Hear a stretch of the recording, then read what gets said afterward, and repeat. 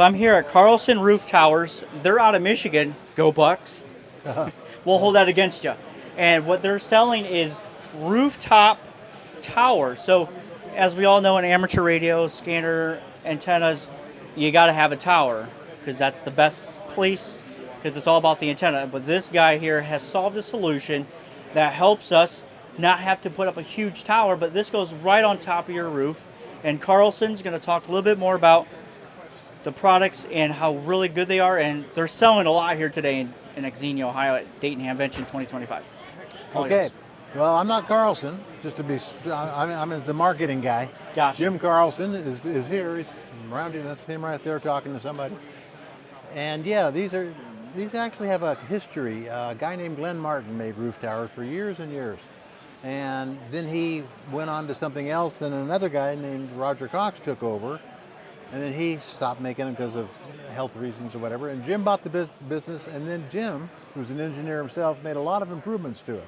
So I can tell you about that in a minute, but we'll talk about roof towers more generally here. As you say, it's an alternative to a big, vertical tower on a concrete pad. The advantage of putting it on your roof, first of all, is you got your roof height. You're up above, and then you got a natural buffer around the roof and probably a yard where there's not going to have interference of trees and so on. So you get good sky access. And they're very sturdy. These are... look, just by feeling this today, it looks pretty sturdy. It's 316. It's really heavy duty. That was the improvements that Jim made from the previous product, which was good, but this is now sturdier. It's precision laser cut, so all these pieces fit together perfectly. It assembles more easily. And it's a very strong piece of equipment. Now we got them in 4-foot models. This is the 6-footer.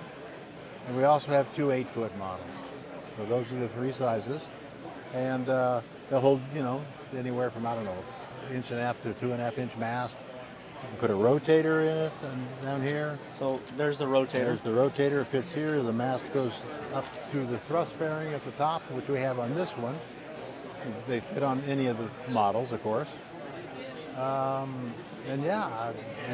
the big part of the whole thing is how do you mount it on the roof? Right. I should say, first of all, they don't have to be on a roof. Some people put them on the ground, on cement plan or with big ground screws. They can be on the ground, but they're designed for a roof. So the first thing you got to figure out is what kind of roof. The most common is on the shingle roof and it's sitting over the peak, with legs on either side. But they can also go like back there, that's on a concrete, in that photograph there. You can be on a flat roof, metal roof. A lot of people are putting them on containers. So there's various ways. But the most common is across the top of a shingled roof and then attaching it to the rafters underneath. So, it's anything on the roof is serious. And so let's say I was to purchase this product. Say I was to purchase a 4-foot tower. Yeah. How sturdy would it be? Because obviously here in Northwest Ohio, where I'm from, whoever you're watching, we have a lot of winds. Like tonight. Hey, there's some winds right now as we're doing this interview. Can you talk to me how sturdy this would be? Do you need guide wires or anything like that? You don't need guide wires unless you had it'll take a mast that goes 8, 10, 12 feet higher. Now, this all depends on what you put on it and the wind load factor. Our data sheet here, everything's on our website, rooftowers.com. All the information. That's about the satellites. Here's all the specs on this. On wind load, pricing, weight, everything is on that sheet right there. And again, it's also on the website. So there's no one answer to how much it'll load. It depends on the height of the mast, what you put up on it. You could put any kind of antenna on it, even a regular old broadcast television antenna, like we show here in this part of it. You can attach. You can attach a Starlink. Yep. Hey, we're very familiar with Starlink. I actually use it. Yeah, no, we're getting a lot of interest in putting Starlink. They have their own mounting systems, but if you want it stronger and higher, you need to get up above some trees around you or whatever.